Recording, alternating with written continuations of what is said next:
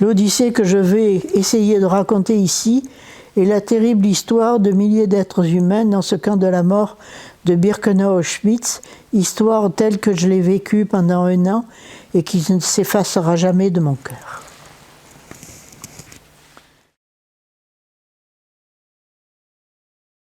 Moi, je suis née à Marseille, mes parents sont nés à Marseille, mes grands-parents sont nés à Marseille. Je suis née dans une famille israélite, française. Nous étions, disons, des traditionnels dans ma famille. Et on observait les fêtes principales, c'est-à-dire les Pâques juives, Kippour, Rosh Hashanah, le Nouvel An. Autrement, nous n'étions pas, disons, des grands habitués de la synagogue.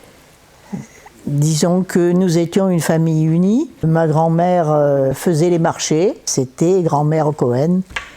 Mon père avait un garage. J'avais 2 frères qui avaient 5 ans et 6 ans de plus que moi. Moi, j'étais au lycée Thiers et puis après au lycée Montgrand, qui était le lycée de filles. Je n'ai pas des souvenirs d'antisémitisme.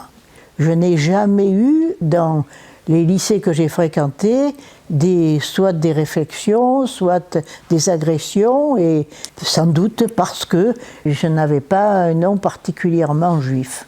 Marter, c'était alsacien. Le côté de mon père, c'était l'Alsace, et le côté de ma mère, c'était les Tubiana d'Algérie, de Constantine. Et Marter, ce n'était pas ni Lévi, ni Cohen, ni un nom à consonance israélite. Je me souviens que je devais avoir à l'époque 12 ans, quand il a fallu aller se déclarer à la préfecture des Bouches-du-Rhône comme sujet juif. Et alors que nous disions toujours israélite.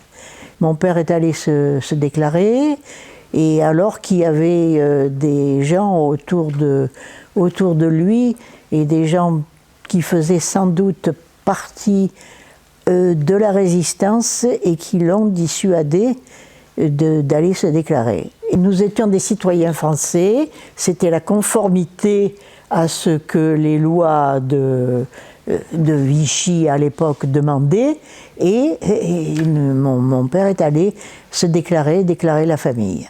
À Marseille, on ne portait pas l'étoile jaune. On avait été occupé partiellement par l'armée italienne. L'occupation italienne à Marseille jusqu'à Nice n'a jamais été quelque chose de terrible.